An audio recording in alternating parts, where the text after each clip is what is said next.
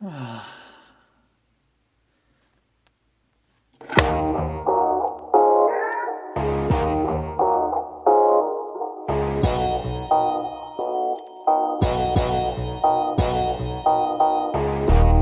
you all know my favorite era of Transformers is the late 2000s to early 2010s, and Universe is in that lump, the second portion of Universe. But those different lines within that time frame still had some stinkers, and this thing is such a stinker, oh my god. I will say the design goes real hard. It looks really cool from the front, and in certain poses it's neat, but once you start to dive anywhere into this toy, you realize that it was meant to be a lot bigger, and the deluxe constraints are just very apparent on him. Mine hates being together.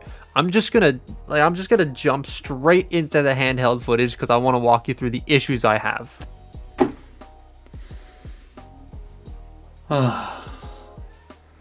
You know, when I'm right here, sitting here, looking at this, that usually means there's problems. Problem number one, arm comes off, he falls over too. This has nowhere to go, nowhere to tab in, and this just kind of hangs out. This arm is constantly like shifting out, and I go to peg it in, and it'll just come off. There's no outward movement at the shoulders. His feet refuse to stay. Stand up, you idiot. The head is constantly like, you have to do this to bring it up, and sometimes it won't stay, and if you lightly touch it, it'll just sink. So you go to retab it in, and oh wow, now it's working. Normally it doesn't work and it doesn't stay. It's super annoying. And then when you go to transform this thing, right, you gotta make the arm, fold it up, do all this, and then you're like, okay, I'm gonna push it from the ball joint. The arm still falls off, even though I'm pushing it from the ball joint. Oh, I want to bring it back down. Arm comes off. It's so infuriating. Tab his heels back in.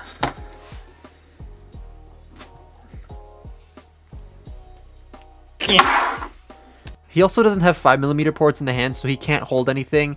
His kibble panels on the knees are really ugly, and the weird proportions are just... well, those aren't that bad, but they are noticeable. He is supposed to fire a missile, but I don't have the missile, but I'm not too bothered about that because of how weird this toy is.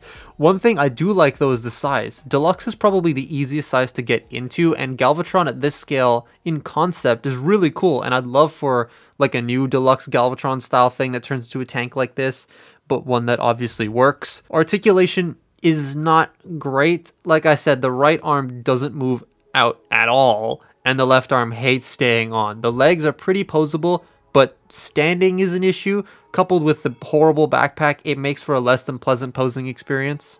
He has ankle tilts though. Transformation, that's another thing I'm going to walk you through because, oh man, it's not fun. Okay, let's attempt this.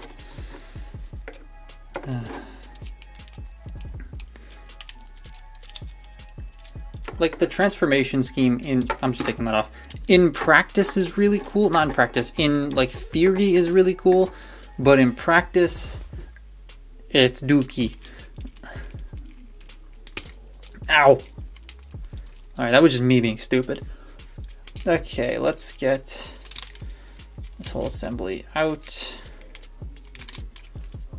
If you hear talking in the background, I apologize. I have family over. Get that around. You wanna, this is cool where you rotate that, shift this down, and then sort of like rotate this. I really do like that step. That's a really cool step. Like, there are aspects of this toy's transformation that would be really cool if it worked properly. But guess what? It doesn't work properly. One of the things I often find myself comparing this to is, you know, Revenge of the Fallen Mixmaster? That thing's transformation. To cement truck mode, it's fine. Oh, that didn't sound healthy. To cement truck mode, it's fine, honestly. Like, it's not the most difficult thing in the world, but to cannon mode, it's very difficult. This is like that. Getting it into tank mode is not the worst thing in the world. I mean, it's not pleasant. But getting it into walking leg tank thing mode, which you'll see later, that's the most annoying part. That's come on tabbed. Stupid. There we go. now the back's coming undone. Okay, cannon. Rotate, split. Push down, this often gets stuck. There we go. And it's untapped again. Tank mode is actually very nice. I really love the tank. It appeals quite a bit to me. I love the gray they used, and I like the orange of the cannon. It's just there to break up that sea of gray. He has his name on the side.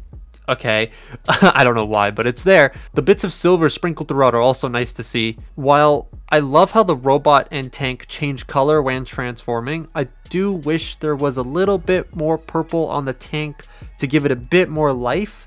Like, the gray is a really nice shade of gray that they picked, but it is a little boring. Like, a little bit of purple would have been nice. It's a great size to me.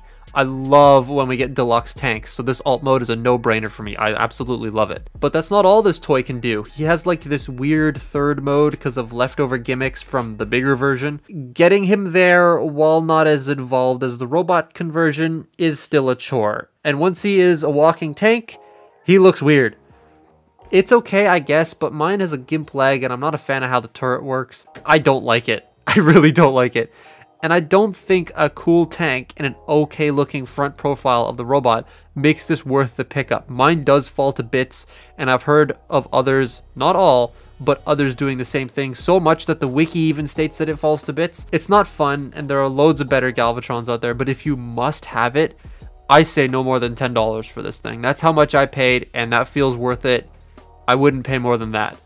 But that's my look at Universe 2008 Galvatron. Follow me on Twitter and Instagram, and I'll see you next time. Goodbye.